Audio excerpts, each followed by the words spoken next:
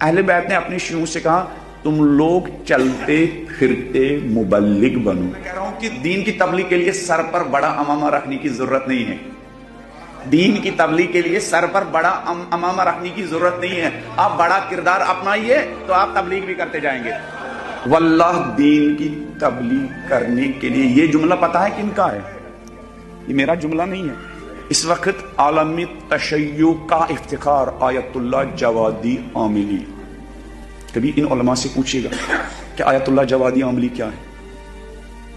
सैकड़ों किताबों और सैकड़ों शागिर्दों की तरबियत करने वाले, इनका जुमला है कि मजलिसों के जरिए, तबलीग के जरिए, तकरीरों के जरिए, हाँ गुफ्तगू के जरिए 2% लोग भी दीन की तरफ नहीं आते।